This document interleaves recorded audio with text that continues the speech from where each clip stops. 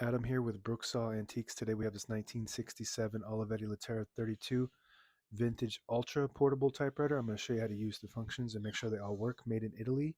And these were also made in Spain. Same exact typewriter, different color. This is a more bluish teal color. The one in Spain is a greener color. Up top are the margins. This is the left margin. I'm going to set this on 0 and the right one around 75. And this is the paper support arm that flips up from the back.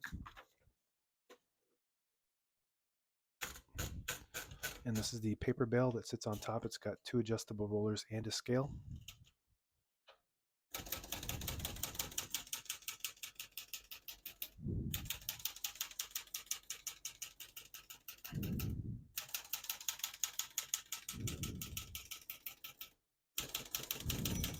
Once you hear the bell, you're at the end of the margin. Hit the slide space, get you back to the beginning, and skips 1, 2, or 3. Right now we have it on single.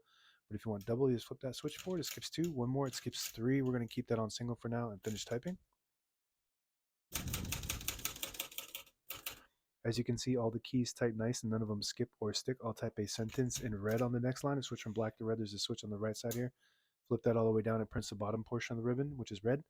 When you have it in the middle, it doesn't print any ink at all. It just leaves a stencil for copying purposes. When you have it up top, it prints the top portion of the ribbon, which is black. We're going to move that down for red.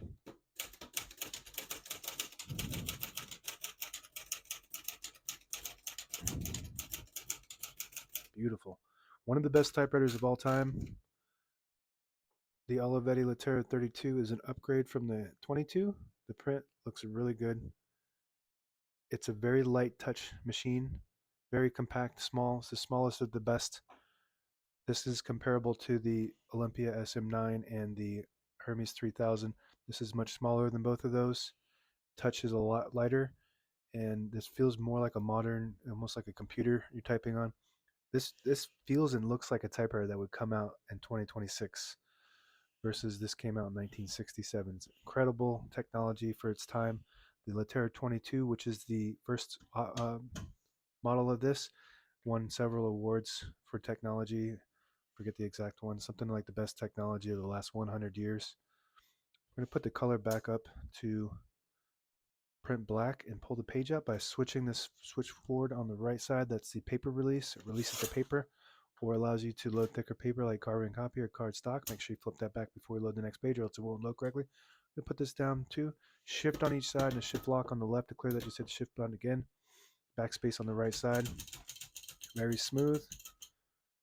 Tab on the left. This is the tab set and clear, and then this red button is the activation tab of the tab. Right now we have tab set on 10 space intervals, so I'm going to go through and clear each one of them by pressing this little lever here down on each one of those tabs. So now we shouldn't have any tabs, but I always like to set one somewhere in the middle so that way when you hit the tab button it doesn't go slamming all the way to the end, causing wear and tear on your typewriter. You can set as many tabs as you want on this model. This blank button here, a lot of people might mistake that as a 1 key. That is the margin release. When you get to the end of the margin, there's a mechanism that blocks you from printing. Hit that margin release button. It does allow you to go all the way to the end. That works good. And open the hood. Pops up from the front and hooks in from the back. All the brand new ribbon is loaded on the left side, so it's pulling clockwise to the right. If you want to switch that direction, you just flip the ribbon guide either on the opposite direction. It'll pull counterclockwise, and it will have an automatic reverse when the eyelet at the end of the ribbon, if you have eyelets on your ribbons, will catch that and pull it to the opposite side, so that way it reverses the direction.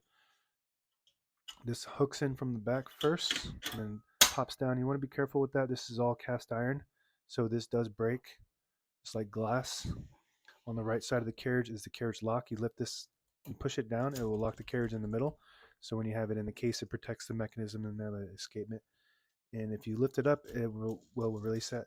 It's actually pretty annoying if you ask me, because this thing always gets knocked down on accident when you're typing. So if it was my typewriter, I would just remove that, but I always keep those on for customers.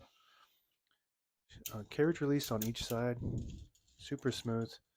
And if you push this lever all the way back, this is your line space indicator, all the way back to 0, it disables the spacing so you can get to an exact spot on the page. Put it to the 1, you get the clicks. Each one of those clicks is 1 space, and the same concept when you push on this button here, disables the spacing. And that's it. Now available on eBay or Etsy. Search Brooksaw Antiques.